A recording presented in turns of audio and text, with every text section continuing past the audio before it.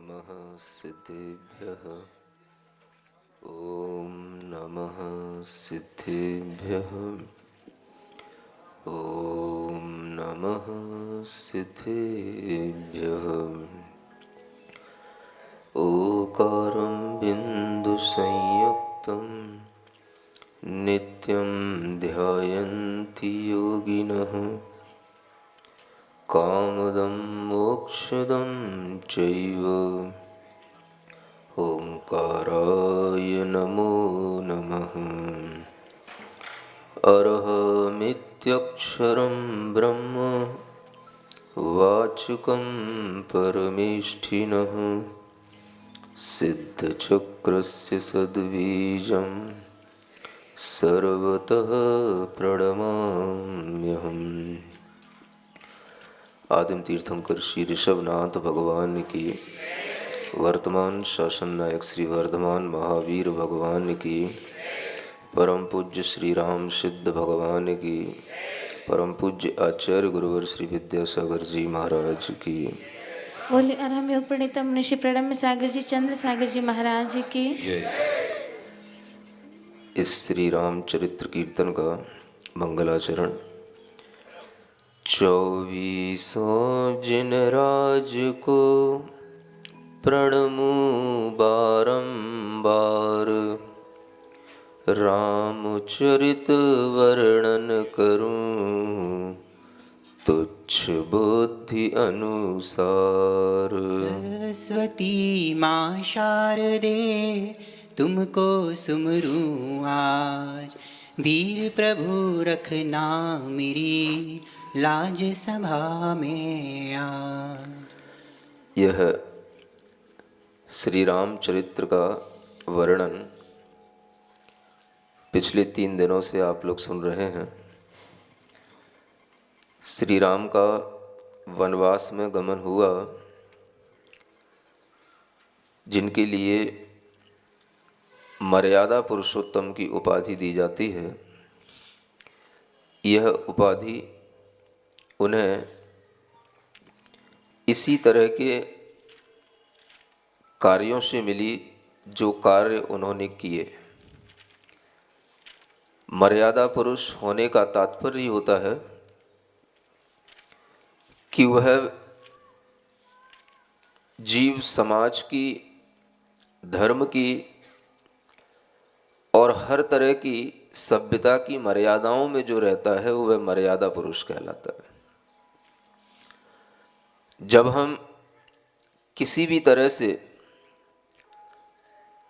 किसी के प्रति समर्पित होते हैं तो हमें कुछ बलिदान भी करना पड़ता है। समर्पण हमेशा सैक्रिफाइस करना सिखाता है। और यह उपदेश उन्होंने अपने जीवनचर्या से सबको दिया कि एक पुत्र को पिता की बात रखना, पिता की बात को मानना और पिता का वचन निभाने के लिए सर्वस्व त्याग भी करना पड़े तो उस पथ को स्वीकार करना, यही हमारे जीवन की मर्यादा का सबसे बड़ा सोपान है। और यह उपदेश उन्होंने देश के उन सभी नागरिकों को दिया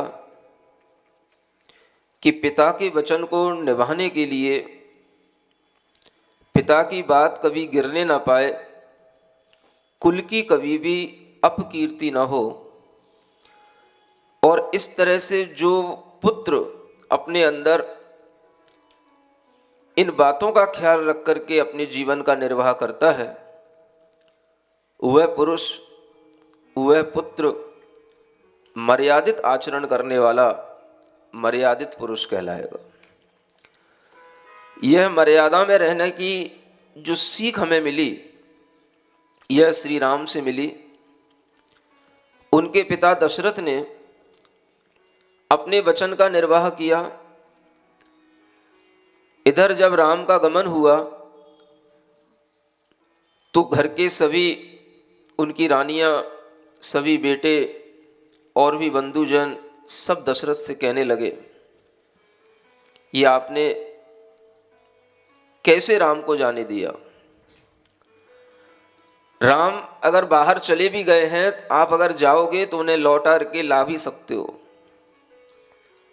दशरथ के मन में वैराग्य भाव उत्पन्न हो चुका था। वो राजगृह त्याग करके जाने वाले थे, लेकिन बीच में उन्हें यह दृश्य भी देखना पड़ा और उसी के फलस्वरूप उन्होंने मन में विचार किया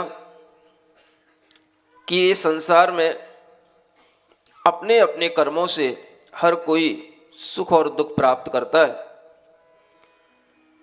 कर्म के फल से ही अच्छे कार्यों में व्यवधान भी आते हैं और कर्म के फल से ही बिगड़े हुए कार्य भी बन जाते हैं। ये सब कर्मों के फल से यह जीव भोगता है, हम किसी के लिए कुछ भी नहीं कर सकते। हमने जो अपने मन में उद्देश्य बनाया था, जो विचार किया था कि मैं आत्म कल्याण का मार्ग चुनूं, अब मैं उसी उद्देश्य की ओर जाता हूं और ये दुनिया के प्रपंचों में मुझे नहीं पड़ना था। ये लोग मुझसे फिर यही बात कह रहे हैं, मेरा मोह बढ़ाने के लिए कह रहे हैं। मुझे विश्वास है कि मेरे पुत्र अगर पुण्यवान हैं तो उन्हें कहीं पर भी कोई भी दुख नहीं होगा। घर में पुनः लाना, फिर से वही बात दोहराना, ये मुझे उचित नहीं लगता। और दशरथ जी ने सबके कहने पर भी ऐसा कोई भी कदम नहीं उठाया और उनके कदम जिस उद्देश्य के साथ आगे बढ़े थे, उसी उद्देश्य के साथ उन्होंने गृह त्याग कर दिया और वन में जाकर के सर्वभूत हित मुनि महाराज के पास में जाकर के उन्होंने दीक्षा ग्रहण कर ली। यह दीक्षा लेने का कार्य निर्ग्रंथ मुनियों के समीप जाकर के आत्म साधना करने का कार्य ये पुरातन काल से चला आ रहा है। यह परंपराएं जो निरंतर आत्म कल्याण की परंपराएं बनी हुई हैं, ये पुरातन काल से चली आ रही हैं और इन्हीं परंपराओं के कारण से मनुष्य का जीवन उन्नत बनता चला जाता है। श्री राम इधर वन की ओर चले गए। जब हम कैकेयी के चरित्र को देखते हैं तो कैकेयी का चरित्र भी कहीं से कहीं तक कुरूप नहीं है, कोई भी अनुचित नहीं है।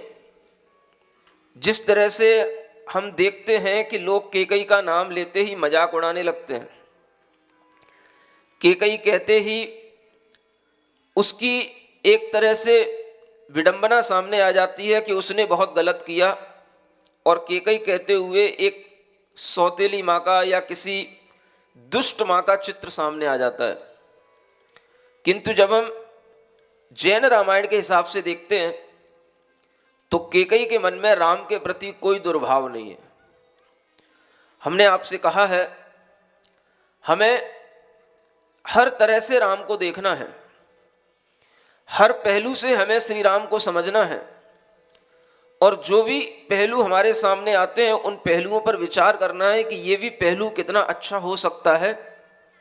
अगर हमारे विचार में वो चीज़ अच्छी लगे तो हम ग्रहण करें, नहीं लगे तो ना भी करें, कोई बात नहीं, लेकिन हमें हर दृष्टि से श्री राम की महानता को सुनना जरूर चाहिए।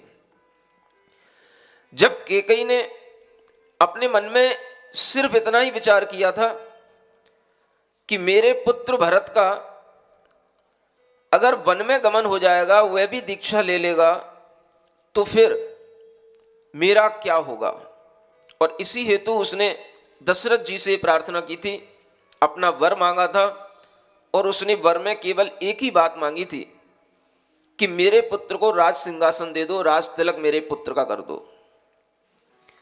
जब दशरथ जी ने उसको वचन दे दिया, राज तिलक करने की हाँ भर दी, तो ये स्वाभाविक था कि दशरथ जी ने स्वयं श्री राम से कहा कि ये मर्यादा नहीं बनती कि बड़े पुत्र के रहते हुए छोटा पुत्र राज करे और छोटे पुत्र के राज्य में बड़ा पुत्र उसके अधीन होकर के रहे।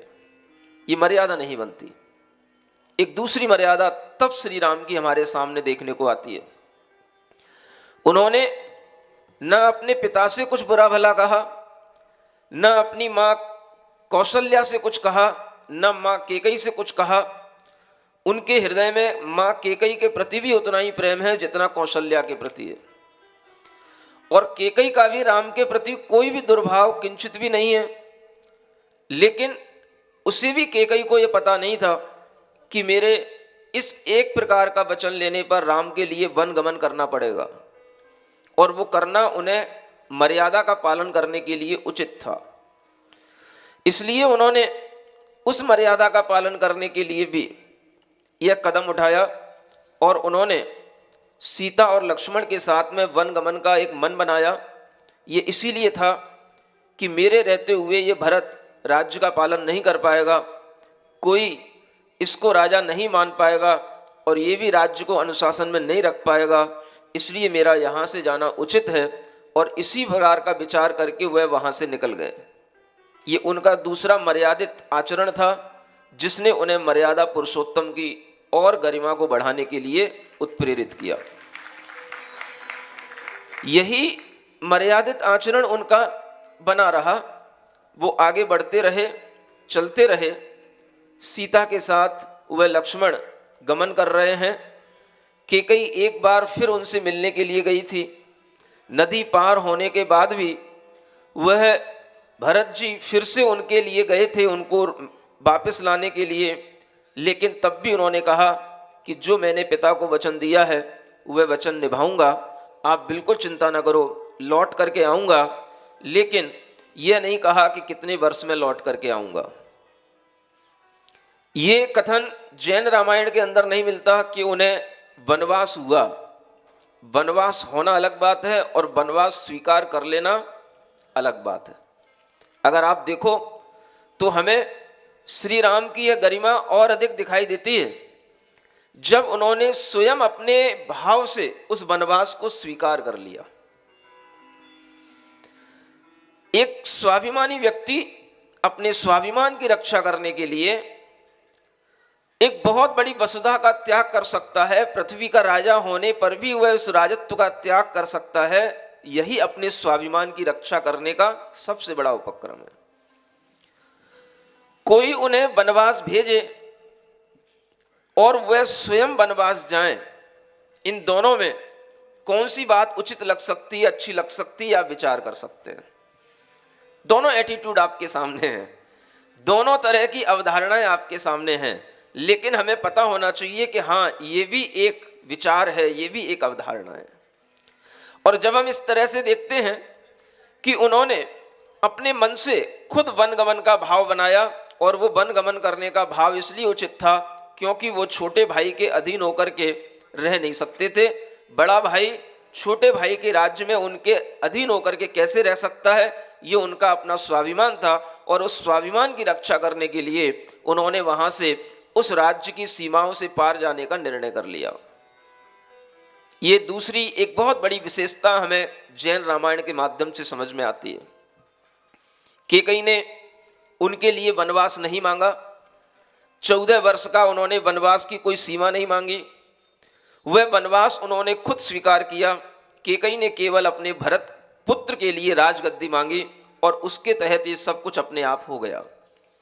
ये जब वर्णन आगे बढ़ता है तब राम, लक्ष्मण, सीता सब कुछ अपने जीवन को समर्पित करते हुए एक दूसरे के प्रति प्रेम भाव के साथ में आगे बढ़ते हैं। और वह राम का यह कथानक जब आगे बढ़ता है तो हम उस कथानक को अब सुनते हैं कि वन में भी कुछ घटित होता है। वह वन में भी जाते हैं तो वहाँ पर भी उन्हें कुछ मिलता है। महापुरुषों के लिए वन भवन सब बराबर होते हैं। वन में जाकर के उनका जीवन कैसा चलता है, इस बात का चित्रण भी हम आगे करेंगे। थोड़ा पहले हम गुड़ कीर्तन करते हैं। मर्यादा पुरुष श्री राम है सिद्ध प्रभु बलराम। मर्यादा पुरुष श्री राम है सिद्ध प्रभु बलराम। आदर्श बने जन जन के, वसुदैव कुटुम्बुथ जिनके। आदर्श बने जन जन के, वसुधैव कुटुम्बुथ जिनके।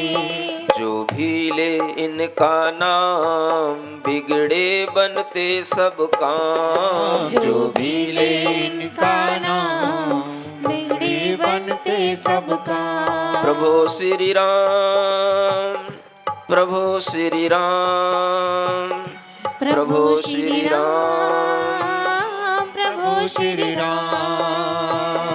प्रभु मर्यादा पुरुष श्री राम है, सिद्ध प्रभु बलराम। मर्यादा पुरुष श्री राम है, सिद्ध प्रभु बलराम। दशरथ जिनके जनक कहाए, कौशल्यानंदन जन गाए। दशरथ जिनके जनक कहाए, कौशल्यानंदन जन गाए। इक्ष्वाकु वंश की शान, क्षत्रिय जग दया निधान। इक्ष्वाकु वंश की शान, क्षत्रिय जग दया निधान। प्रभो श्री राम, प्रभो श्री राम, प्रभु श्री राम, प्रभु श्री राम। मर्यादा पुरुष श्री राम है, सिद्ध प्रभु बलराम। मर्यादा पुरुष श्री राम है, सिद्ध प्रभु बलराम। जो स्वार्थ मोह को तज के, उपकार लोक का करके। जो स्वार्थ मोह को तज के, उपकार लोक का करके। अपवाद का रखते ध्यान, पाते खुद में सम्मान। अपवाद का रखते ध्यान, पाते खुद में सम्मान। प्रभो श्री राम, प्रभो श्री राम, प्रभु श्री राम, प्रभु श्री राम। मर्यादा पुरुष श्री राम है, सिद्ध प्रभु बलराम। मर्यादा पुरुष श्री राम है, सिद्ध प्रभु बलराम। हर प्राणी जिनको गाता, ना जाति भेद मन लाता। हर प्राणी जिनको गाता, ना जाति भेद मन लाता। सीता के स्वामी प्राण, हनुमान के जो अभिमान। सीता के स्वामी प्राण, हनुमान के जो अभिमान। प्रभु श्री राम, प्रभु श्री राम, प्रभु श्री राम, प्रभु श्री राम। मर्यादा पुरुष श्री राम है, सिद्ध प्रभु बलराम। मर्यादा पुरुष श्री राम है, सिद्ध प्रभु बलराम। पितु वचन निभाने खातिर, तज के राजा सुख आखिर। पितु वचन निभाने खातिर, तज के राजा सुख आखिर। वन वन करते विश्राम, अन्याय अनीति न काम। वन वन करते विश्राम, अन्याय अनीति न काम। प्रभो श्री राम, प्रभो श्री राम, प्रभु श्री राम, प्रभु श्री राम। प्रभु श्री राम, प्रभु श्री राम, प्रभु श्री राम, प्रभु श्री राम। मर्यादा पुरुष श्री राम है, सिद्ध प्रभु बलराम। मर्यादा पुरुष श्री राम है, सिद्ध प्रभु बलराम। पशु पक्षी तक मोहित होते, लख सुंदरता बलवीरों की। वीरों का देश है मनमोहन, और आन शान गंभीरों की। त्रैलोक्य सुंदरी सीता को वन बीच तपस्वनी देखती है। यह नाग कुंवारी है, यक्ष कुंवारी इंद्राणी यह सोचती है। सभी लोग जब सीता को देखते हैं, उन वीर पुरुष श्री राम को रास्ते में देखते हैं, तो अनेक लोग ये विचार करते हैं कि यह सुंदरी सीता कोई बीच में इन दोनों के चलते हुए कोई तपस्विनी है, या कोई नाग कुमार की कन्या है, या कोई यक्ष कुमार की कोई कन्या है, या ये स्वयं सची इंद्राणी है, इतनी सुंदर वह सीता लगती है और उसके विषय में अनेक अनेक लोग मन से विचार करते हैं। आ सीता से पूछती वनवासिन सब नारी, कौन कहाँ से आ रही हे सुंदरी सुकुमारी। तुम कौन हो देवी सुंदरी राजकुमारी, तुम कौन हो देवी सुंदरी राजकुमारी। चंद्रमुखी मृदु को किलबैनी गज गामिनी मतवारी, चंद्र मृदु को किल बैनी गज मतवारी। नैन कमल नख शिखयुत सुंदर, नैन कमल नख शिखयुत सुंदर, क्या हो सुरपति नारी। स्वर्ण वर्ण और नील वर्ण यह, स्वर्ण वर्ण और नील वर्ण यह, बलशाली धनुधारी। दोनों कौन तुम्हारे संग में, दोनों कौन तुम्हारे संग में, वीर वेश के धारी। तुम कौन हो देवी सुंदरी राजकुमारी। सिया रहें कहीं मौन, कहीं उत्तर दे जाती हैं, प्रेम भरे आग्रह को उनके टाल न पाती हैं। हे मम नाम जानकी राजा जनक दुलारी हूँ, स्वर्ण वर्ण सुंदर मनमोहन इनकी नारी हूँ। ये अविधेश्वर पिता वचन प्रतिपालक वन आए, संग श्री लखन लाल लघु भ्राता सेवक वन आए।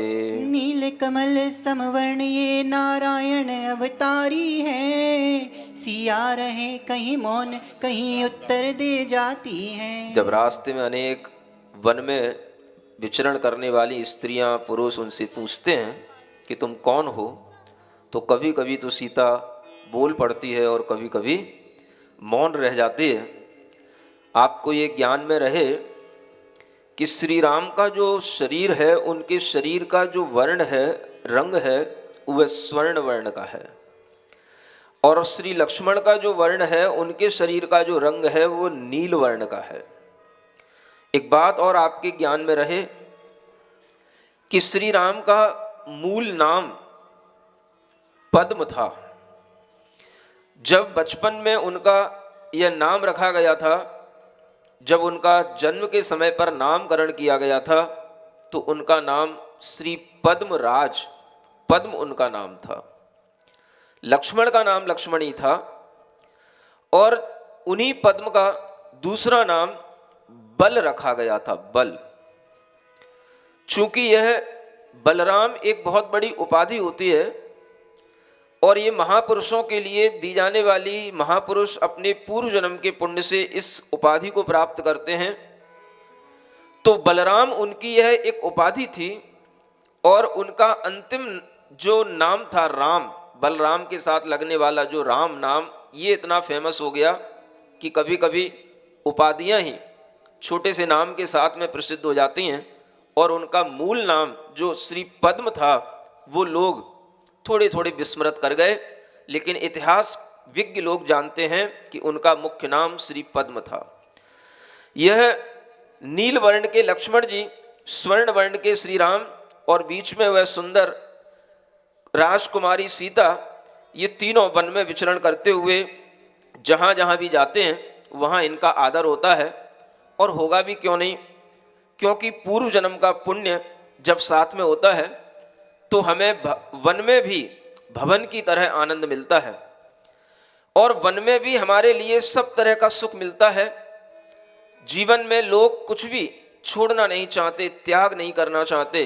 श्री राम ने हमें ये बताया कि अपने स्वाभिमान की रक्षा करने के लिए, अपने पिता के वचनों की रक्षा करने के लिए भी हमें बहुत बड़ा बलिदान देना पड़ता है, त्याग करना पड़ता है। और जब हम कुछ छोड़ते हैं तभी हम बहुत कुछ पाते हैं। Life is nothing when we get everything. जीवन तब कुछ नहीं होता है जब हम सब कुछ पा लेते हैं। Life is everything when we miss something. Life सब कुछ बन जाती है जब हम कुछ मिस करते हैं, जब हम कुछ छोड़ते हैं। और यही हमें वह मर्यादा पुरुषोत्तम सिखा रहे हैं कि जीवन में अगर कुछ छूटता है, कुछ हमें छोड़ना पड़ता है, कुछ हमारे जीवन में अभाव होता है, उससे भी हमारा जीवन बनता है, बिगड़ता नहीं है, मिटता नहीं है। हमें अपने जीवन को बनाए रखने के लिए उस जीवन को कैसे जीना है ये आगे बताया जा रहा है। जहाँ भी जाते हैं यह तीनों वहाँ पर ही आदर होता है। कोई कुटी बना कर रखता है, कोई मीठे फल चुन लाता है। कोई कहे राम अब यहीं रहो, आगे वन भीम भयंकर है चित्रकूट नामक पर्वत, पशुओं का भी रहता डर है। कहत सुनत आई अखियों में पानी, राम कहानी सुनो रे राम कहानी, राम कहानी सुनो रे राम कहानी। श्री राम जय जय राम, श्री राम जय जय राम, श्री राम जय जय राम, श्री राम जय राम जय जय राम। इतना भी हर दिन घोली भी रहता है वहाँ पर अंधकार, सीता से सुकुमारी लेकर के उस लांघना दुर्निवार। हे स्वामी आगे मत जाए, नहीं कष्ट अनेकों पाएंगे। कहते समझा कर रामों ने टिक एक जगह ना पाएंगे। वन वनवासी वन घूम घूम आगे दक्षिण पथ जाना है। पुरुषार्थ भरोसे हम तो क्या कष्टों से अब घबराना है। सुन लो तुम गुरुवर की जुबानी, राम कहानी सुनो रे राम कहानी, राम कहानी सुनो रे राम कहानी। नहीं सुनी रघुवीर ने बढ़ी बराबर जाए, सिया संग धीरे चले देश मालवे आए। बोलो राम प्रभु की जय, बोलो राम प्रभु की जय, बोलो राम प्रभु की जय, बोलो राम प्रभु की जय। चलते चलते वह एक चित्रकूट पर्वत के पास पहुँचे और उस पर्वत के चारों ओर बहुत भयंकर वातावरण है। चारों ओर व्याघ्र सिंह पशुओं की चीत्कारें, उनकी आवाज़ें आती हैं। अनेक पर्वतों की गुफाओं में अजगर सो रहे होते हैं, उनकी सांसों की आवाज़ें गूंजती हैं। चारों ओर बड़े बड़े हाथी वृक्षों को तहस नहस करते हुए दिखाई देते हैं। पूरे जंगल का वातावरण वह देख कर के भी वहाँ पर घबराते नहीं। और अगर किसी ने उनको रोकना भी चाहा कि आप इस जंगल से ना गुजरें, यहाँ से ना जाएं, तो भी वो रुके नहीं, क्योंकि उन्होंने कहा कि मुझे एक जगह नहीं टिकना, मुझे आगे निकल के जाना है और मुझे दक्षिण पथ की ओर जाना है। मैं तो अपने पुरुषार्थ के भरोसे चल रहा हूँ, मुझे कष्टों से कभी भी कोई डर नहीं होता। ऐसा विचार करके वो निरंतर बढ़ते चले जा रहे हैं और वो मालव देश की तरफ पहुँचते हैं, जो उज्जैनी नगरी की तरफ पहुँचते हैं मालव देश में। और वहाँ पर कुछ दिनों पहुँचने से पहले वह और बीच में विश्राम कर चुके हैं। इस जंगल से गुजरते गुजरते उन्हें एक बहुत बड़ा उद्यान मिला और उस उद्यान में उन्होंने बहुत समय बिताया। उस उद्यान में पहुंचने के बाद में वो बिल्कुल ऐसे खुश हैं जैसे मानो उनके जीवन में कुछ हुआ ही नहीं। राम लक्ष्मण सीता तीनों लोग आपस में खूब वार्तालाप करते हैं, खूब अच्छे अच्छे मधुर गान गाते हैं, अच्छी अच्छी चीज़ें उनके सामने एक दूसरे लोग ला कर के देते हैं, वन के खूब फल फूल खाते हैं और हर तरह से वे प्रसन्न रह करके कहीं से कहीं तक उनके मुख पर ऐसी मिलानता नहीं, उनके नेत्रों में कहीं पर कोई ऐसा संकोच नहीं कि हमें कुछ दुख है या हम कुछ छोड़ करके आए हैं। उस पर्वत के बाद में जो उन्हें एक बहुत बड़ा उद्यान मिला, उस उद्यान में उन्होंने लगभग 4.5 महीने व्यतीत किए और उस उद्यान में वह इतने प्रसन्न रहे कि वन के अनेक लोग उनके पास में आकर के बैठते, खेलते, उनसे वार्तालाप करते और वे सबके साथ में तरह तरह की चर्चाएं करते हुए वहीं पर अपना कुछ समय उन्होंने बड़े आनंद के साथ व्यतीत किया। आप सोचें, उनका यह चरित्र में बता रहा है कि अगर हमारे जीवन में कभी कोई चीजें छूट जाती हैं हमसे, कोई वियोग हो जाते हैं, कोई हमारे जीवन में अभाव आ जाते हैं, किन्हीं का असमय में हमारे संबंधियों का मरण भी हो जाता है, किसी भी तरह का अगर हमें कभी कोई दुख मिलता है तो उस दुख की गठरी को सिर पे लादे फिरना नहीं है। अगर आप श्री राम के सच्चे भक्त हैं और श्री राम को अपना आदर्श मानते हैं तो दुख के समय में आपको वह दुख याद नहीं करना है, ये उनसे सीखना है। उस चित्रकूट पर्वत को पार करने के बाद में अगले 4.5 महीने तक वह एक बहुत बड़े निकुंज में वास किए और वहां पर उन्हें किसी भी प्रकार का कभी कोई दुख महसूस नहीं हुआ और वह पूर्ण आनंद के साथ 5 इंद्रियों के जो भी अच्छे अच्छे विषय हैं वो सब उनको वहां मिलते रहे। उनका मन वहां प्रफुल्लित रहा और एक दूसरे ने कभी भी ये विचार नहीं किया कि घर में क्या हो रहा होगा, हमारे लिए इतना दुख हो रहा है, वो वहां पर राजमहल में बैठे होंगे, कौन किस तरह से वहां पर चिंता कर रहा होगा। कुछ नहीं, वर्तमान में जीना सीखो। और वह वर्तमान में जीना उनका वह चरित्र में सिखाता है। पिछले अतीत की कोई यादें नहीं, सब अपने अपने पुण्य से जी रहे हैं, जिनका जितना संयोग हमें मिला था मिल गया, आगे हमारा जीवन हमारा है और हम अपने आप को आनंदित रखते हुए जीवन जिएं। ऐसा वह चरित्र उनका हमें सिखाता है कि हम कभी भी दुख में दुखी न हो और हम अगर कभी भी अपने जीवन में इस तरह के वियोग भी प्राप्त करें तो हम उन वियोगों से अपनी यादों को इतना ज़्यादा परेशान ना कर लें, अपने मन को इतना परेशान ना कर लें कि हम वर्तमान का सुख भोगना ही भूल जाएं। जहां हैं, जैसे हैं, वहीं पर आनंदित रहना। पूरी प्रकृति उनके साथ है, क्या वन क्या भवन। जिनके हृदय में धैर्य होता है और जिनका मन हमेशा पॉजिटिव होता है, उन्हें कभी भी किसी के प्रति कोई नकारात्मक विचार नहीं आते। और जब किसी के प्रति कोई नकारात्मक विचार नहीं है तो हमें कभी किसी के साथ में बिछुड़ जाने का भी कभी दुख नहीं हो सकता। और यही बात श्री राम ने मानो उस जंगल में मन की प्रसन्नता के माध्यम से इस संसार को बताई कि जैसे कि उनके जीवन में कुछ हुआ ही नहीं, कोई खेद खिन्नता किसी के मन में नहीं। न सीता किसी को ताने दे रही है कि तुम्हारे कारण से हमें वन में आना पड़ा, नहीं समझे, ये भी तो दे सकती थी। हम तो तुमसे विवाह किए थे एक राजकुमार के रूप में, तुम राजा थे अयोध्या के इसलिए विवाह किए थे और यहां आकर के हमें वन वन भटकना पड़ रहा है। ये ताने नहीं दिए कभी सीता ने। इस तरह के वचन बोलना भी पति का अपमान करना है, ये सीता से सीखो। जितने मर्यादा में रहने वाले श्री राम थे उससे ज्यादा मर्यादा में रहने वाली सीता थी। और वह सीता ने कभी भी मन के अंदर कोई खेद खिन्नता नहीं लाई। मैं पैदल चल रही हूं कि मैं थक रही हूं कि मुझसे चला नहीं जा रहा, कि मुझसे यहाँ बैठा नहीं जा रहा, कि मुझसे ये खाया नहीं जा रहा, मुझे ये अच्छा नहीं लग रहा, कोई नखड़े नहीं।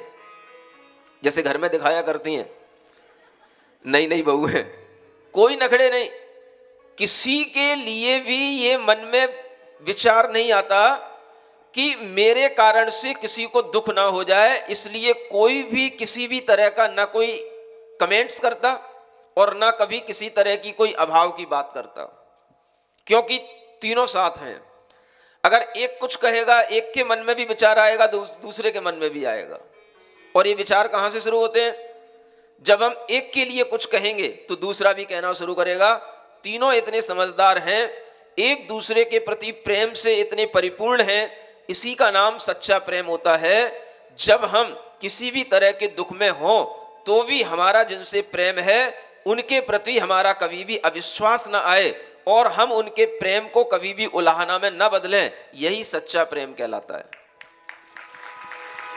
ये सच्चा प्रेम हमें सिखाया जा रहा है राम, सीता और लक्ष्मण के माध्यम से। भाई भाई में कैसा प्रेम होता है, पति पत्नी में कैसा प्रेम होता है। और ये प्रेम अगर केवल जमीन जायदाद धन वैभव के माध्यम से मिलता तो ये प्रेम कभी भी अमर नहीं हो सकता।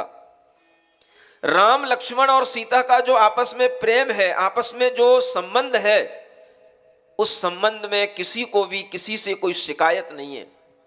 यही सबसे बड़ी प्रेम की निशानी होती है, जीवन में कभी शिकायत नहीं करना।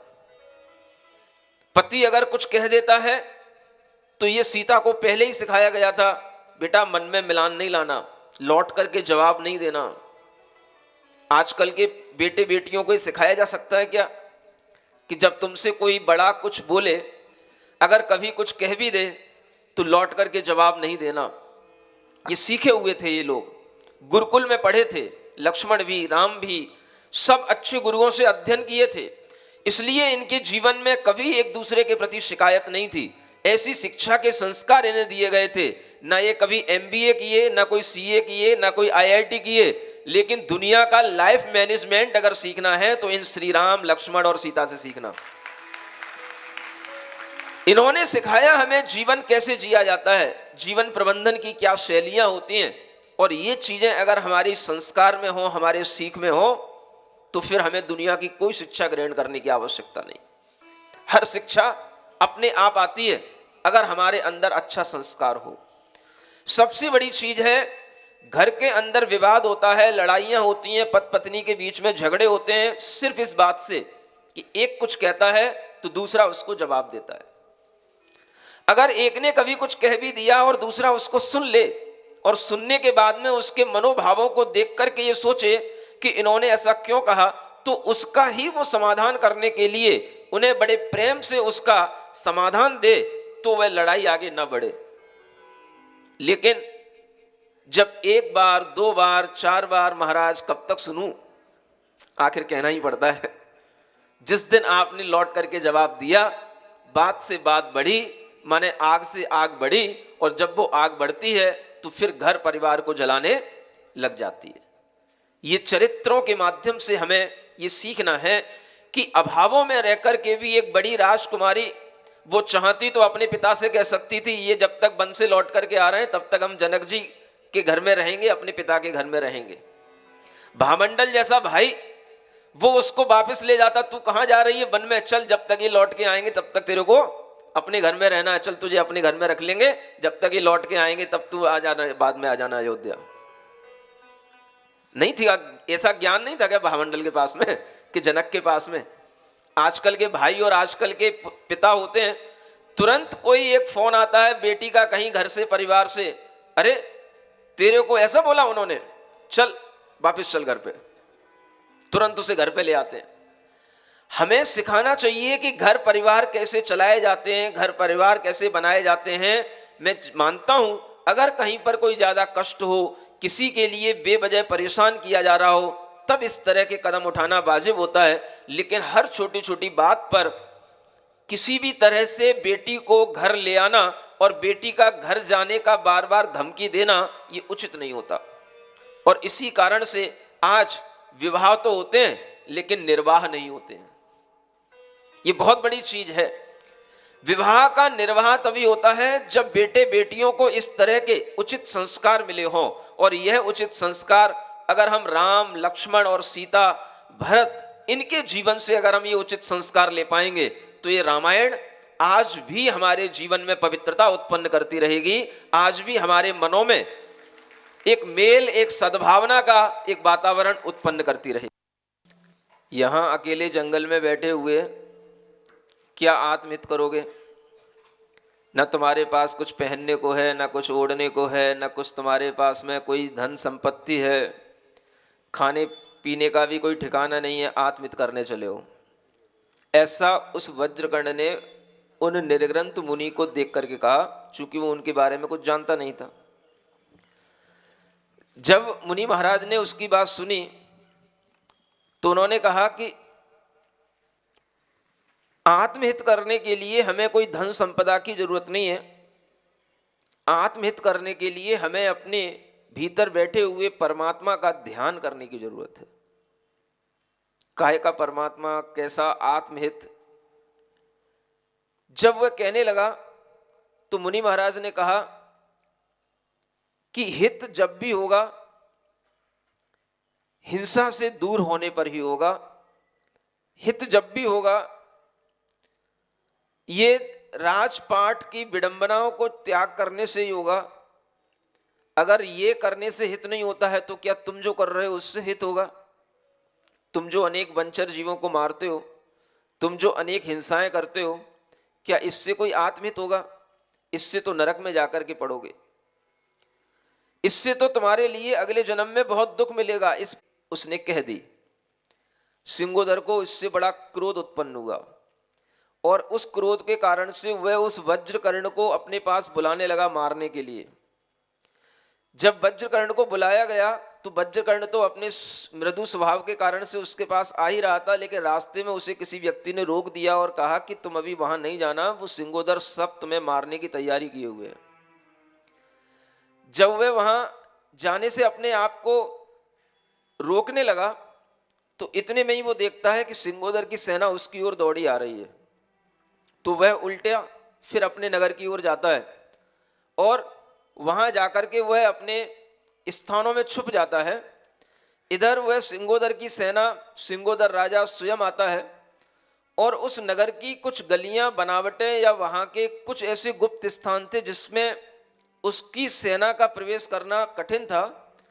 इस कारण से जब उसे लगा कि यहाँ पर यह सेना रहेगी तो हमारी सेना को नुकसान पहुँचेगा, उसने वहाँ पर अपनी सेना को वापस बुला लिया और उस पूरे नगर में आग लगा दी।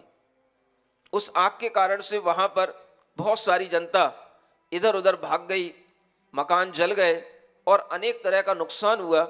लेकिन वज्रकर्ण राजा उसके बाद से फिर कभी सिंगोदर के पास नहीं गया और वह अपने ही महल में उस गोपुर द्वार के ऊपर एक अच्छा स्थान बना करके वहीं रुका करता था, वहीं रहा करता था। पूरा नगर उजड़ गया था, सारे लोग इधर उधर चले गए थे। जब यह बात सामने आई और इस कथा को उस व्यक्ति ने उन श्री राम के लिए समझाया, उन्हें सुनाया और उसके साथ साथ लक्ष्मण ने भी सुना, तो श्री राम ने उसको बड़े आदर के साथ में उसे अपने स्थान पर जाने दिया और इधर लक्ष्मण से कहा कि जाओ कुछ पहले भोजन लेकर के आओ, पास के किसी स्थान से कुछ खाने पीने की सामग्री लेकर के आओ। तो उस समय पर वह लक्ष्मण खाने पीने की सामग्री भी लेने जाते हैं और इसी तरह की ये घटना जब आगे बढ़ती है तो उस समय पर यह संदेश सामने आता है कि जहाँ जाकर के वह भोजन लेने गए थे वह स्थान पर पहुँच कर के उन्हें पता पड़ा कि यहाँ ऊपर गोपुर द्वार के ऊपर कोई बैठा है। वो वज्रकर्ण राजा था और उसके पास में बड़े उसके और सेवक भी थे। उन सेवकों ने उन लक्ष्मण जी को वज्रकर्ण के पास पहुंचा दिया और उससे पूछा कि तुम यहाँ क्यों आ रहे हो, कहाँ जा रहे हो? तो लक्ष्मण जी ने कहा कि मैं भोजन के लिए आया हूँ और मुझे कहीं से भोजन ग्रहण करना है। तो उस वज्रकर्ण राजा ने उनको भोजन दिया और कहा यहीं पर बैठ करके भोजन कर लो। तो लक्ष्मण जी ने कहा कि नहीं, यहाँ बैठ करके मैं भोजन नहीं कर सकता, क्योंकि मेरे भाई और मेरी माँ समान वह भाभी वहीं पर बैठी हुई हैं यहाँ से दूर जंगल में। मैं उन्हीं के पास लेकर के पहले भोजन जाऊँगा, पहले वो भोजन करेंगी, उसके बाद में मैं भोजन करूँगा। ऐसा जब उसने वज्रकर्ण से कहा तो वज्रकर्ण ने अपना बहुत सारा भोजन, उसने कहा ये भोजन हमारे लिए बन करके आया है, बहुत अच्छा भोजन है, आप इसे लेकर के जाओ। और वह भोजन उन लक्ष्मण जी को दे दिया। वह बहुत सारा भोजन लक्ष्मण जी लेकर के रामचंद्र जी के पास गए और बड़ा अच्छा भोजन था वो। रामचंद्र जी ने जब उस भोजन को किया तो बड़े प्रसन्न हुए। इतने अच्छे अच्छे मिष्ठान, चावल, अच्छा अच्छा दूध दही सब कुछ उसने उनके लिए प्रदान कर दिया था।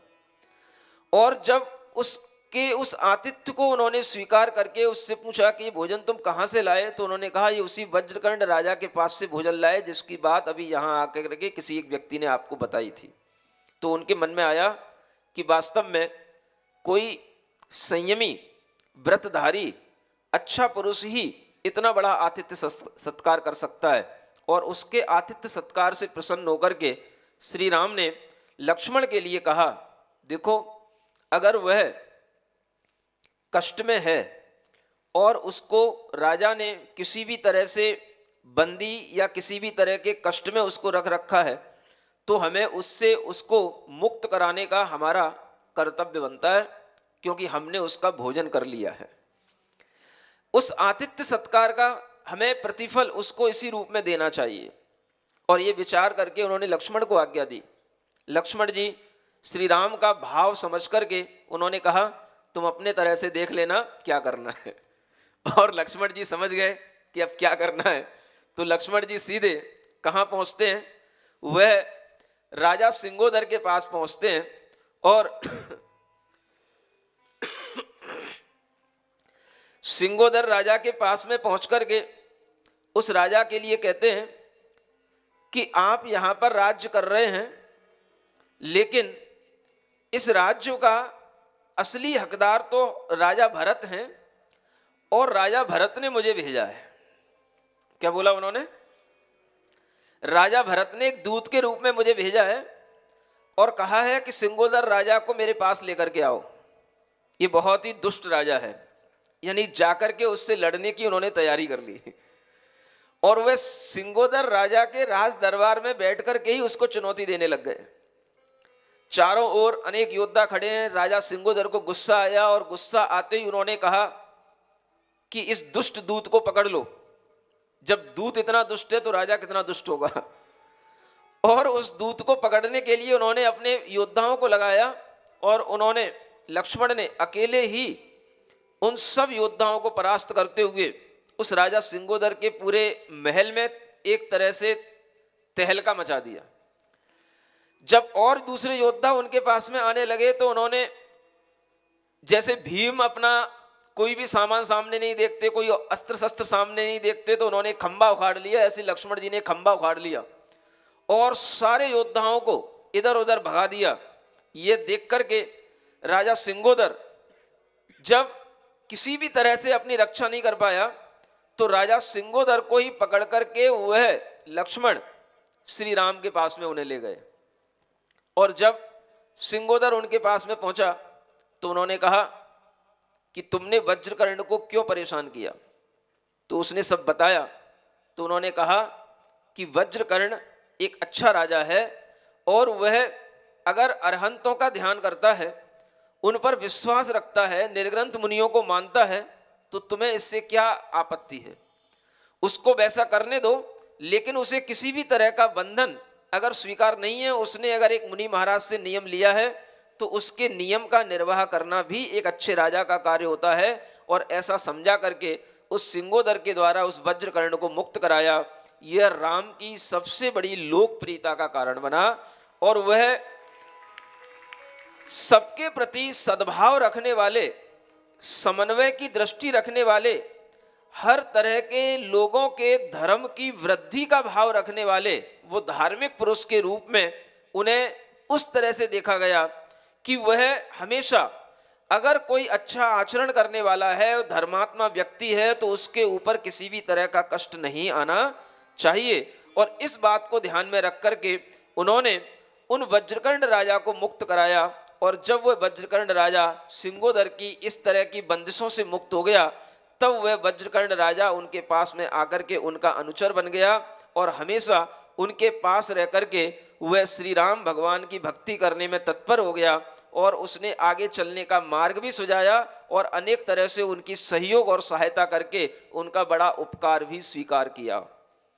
आप समझ सकते हैं, वन में रहकर के भी महापुरुष अनेक तरह के बड़े बड़े काम कर लेते हैं।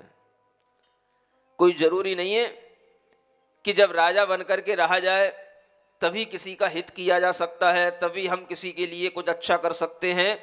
एक अच्छे राजा को तो वैसे भी प्रजा की तरह घूमना पड़ता है, तब वो प्रजा का हित कर पाता है।